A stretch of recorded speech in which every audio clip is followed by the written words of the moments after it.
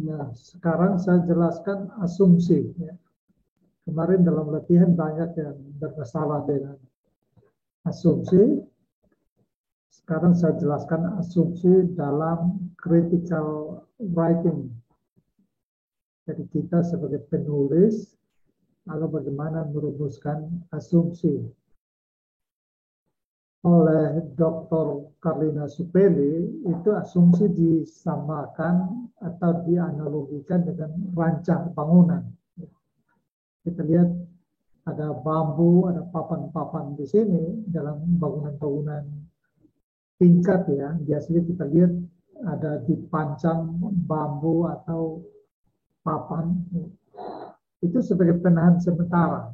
Tetapi mereka lah yang menentukan kuatnya bangunan.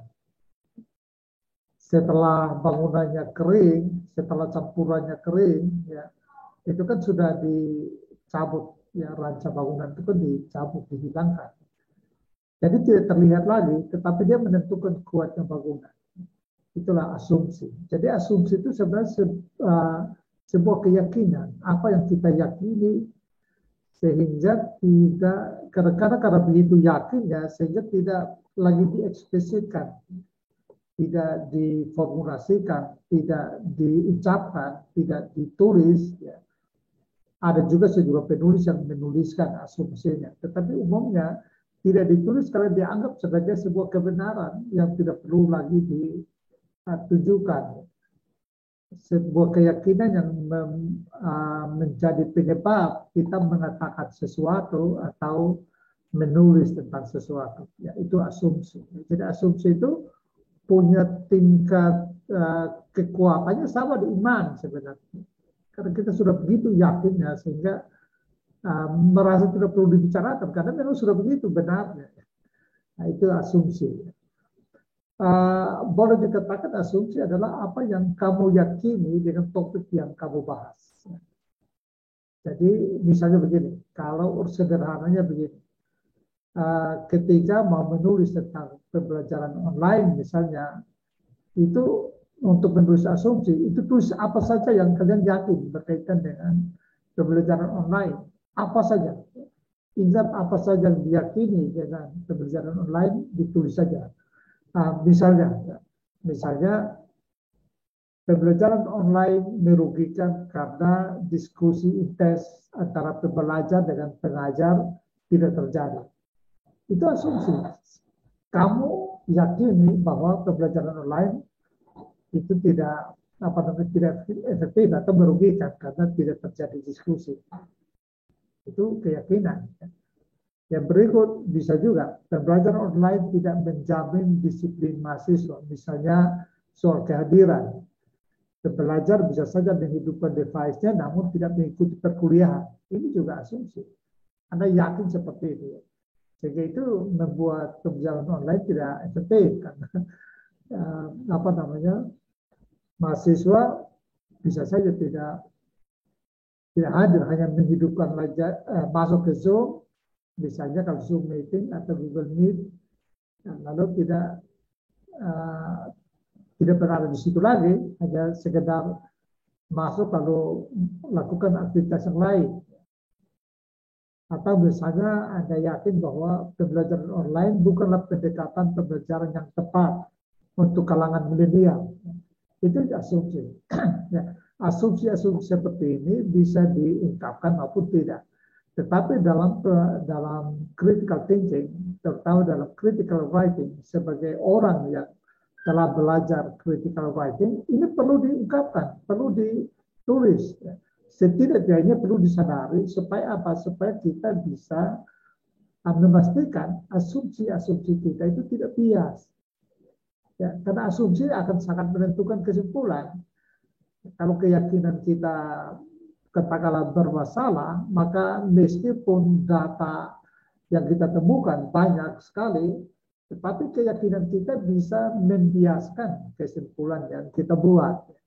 Jadi berkaitan dengan pembelajaran online tadi, Anda bisa pikirkan apa lagi yang Anda yakini berkaitan dengan pembelajaran online, itulah asumsi. Nah, asumsi itu tidak sama dengan kesimpulan, tidak sama dengan data. tidak sama dengan konsep. Asumsi berbeda dengan kesimpulan, berbeda dengan data, berbeda dengan konsep. Nah, saya jelaskan ini karena dalam penelitian kemarin, banyak yang buat asumsi itu sama dengan kesimpulan. Ada sama dengan implikasi. Ada yang data, jadi mengutip pendapat orang, lalu menyampaikan angka persentase sekian, itu diasumsi. Itu salah. Asumsi tidak ada data, tidak ada lagi teori, tidak ada bunyi kesimpulan. Itu tidak ada diasumsi. Asumsi sekali lagi berkaitan dengan diri Anda, berkaitan dengan keyakinan Anda dalam hal topik yang Anda bahas. Asumsi harus bisa diperiksa untuk memastikan memenuhi standar terutama fairness. Anda tidak bisa membuat asumsi yang tidak fair. Misalnya Anda menulis yang mau membandingkan kualitas keterampilan berpikir kritis antara mahasiswa dan mahasiswi, laki-laki dan perempuan. Jadi Anda sudah mengumpulkan data untuk membuat perbandingan antara perempuan dan laki-laki untuk menguji atau membandingkan keterampilan berpikir, kualitas berpikir kritisnya.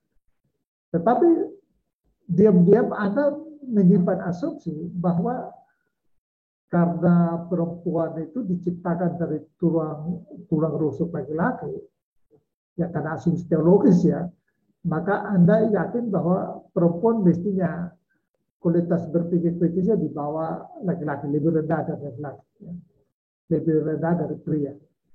Nah, asumsi ini tidak terungkapkan, tetapi nanti di dalam membuat kesimpulan, meskipun data yang Anda kumpulkan barangkali menunjukkan bahwa perempuan lebih tinggi, pasti Anda akan membuat kesimpulannya bias karena berdasarkan keyakinan yang tidak terungkapkan itu.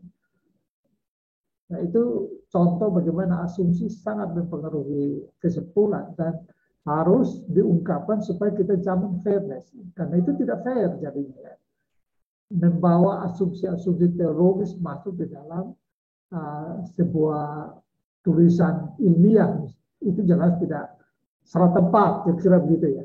Kalau asumsi itu ditempatkan ketika kita menulis tentang bahan teologi, tentu itu tepat.